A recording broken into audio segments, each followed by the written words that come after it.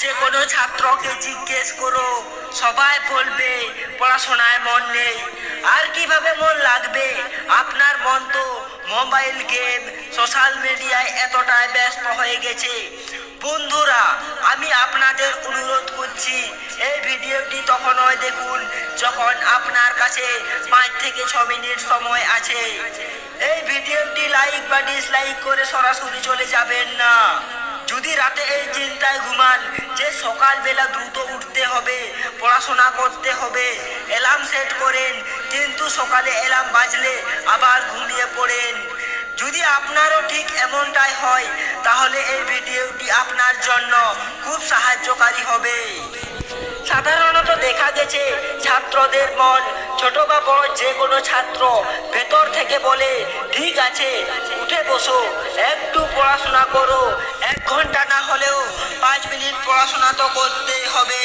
তারপর আরেকটা ভয়েস আসে, ঠিক আছে পড়বো, কিন্তু আগে একটু মোবাইল দেখি, ফেসবুক দেখি, হোয়াটসঅ্যাপ দেখি, ইনস্টাগ্রাম চেক করি।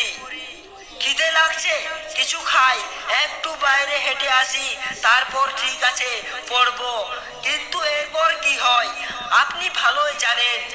যে ছাত্র পড়াশোনাকে অজুহাত বানায়, পড়াশোনার থেকে দূরে থাকে, নিজের ডেইলি রুটিন থেকে পড়াশোনাকে বাদ দেয়, তাদের মন এমন হয় যে যা করা উচিত নয় সেটা করবে, আর পড়াশোনা করবে না। তাহলে বলুন তো, একজন ছাত্রের জন্য মোবাইল চালানো, ফাঁকা ঘোরাঘুরি, আরাম করে ঘুমানো বেশি গুরুত্বপূর্ণ নাকি পড়াশোনা করা বেশি গুরুত্বপূর্ণ? যে ছাত্র সত্যি পড়াশোনা করে না, তার একটা উত্তর থাকে, কাল থেকে শুরু করব, ফেসবুক আনইনস্টল, ইনস্টাগ্রাম আনইনস্টল, সব ফাঁকা, নোটিফিকেশন বন্ধ।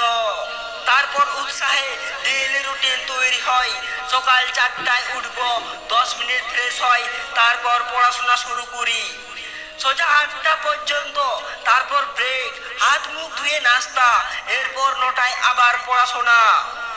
ঠিক আছে তাই না? আমি গ্যারেন্টি দিচ্ছি, আপনি যখন উৎসাহে রুটিন বানাবেন আর তার 50% মেনে চলার চেষ্টা করবেন, আপনি যে স্কুল বা কলেজে পড়েন সেখানে আপনি টপ করবেন। আপনি সবচেয়ে বড় ভুল কোথায় করেন? দৈনন্দিন স্বয়ং পাঠ না করা। সত্যি কথা, যখন আপনার ভেতরে সেই ভয়েস আসে যে সব ছেড়ে বসো, এটা শুধু একটা ভয়েস নয়, এটা আপনার ভেতরের মানুষ যা সত্যি আপনার ভালো চায়। তাই যখন মনে হবে এখন পড়তে হবে, সেই সময় পড়াশোনা শুরু করুন। শেষে 2টা কথা, সফলতা পর্যন্ত পৌঁছানোই সাফল্য নয়, পুরো পথ চলার সময় নিজের মনোবলকে ভাঙতে না দেওয়াই আসল সফলতা। ভিডিও কেমন লাগলো কমেন্টে জানাতে ভুলবেন না। যদি আপনি নতুন হন, চ্যানেলটিকে সাবস্ক্রাইব করুন। ধন্যবাদ।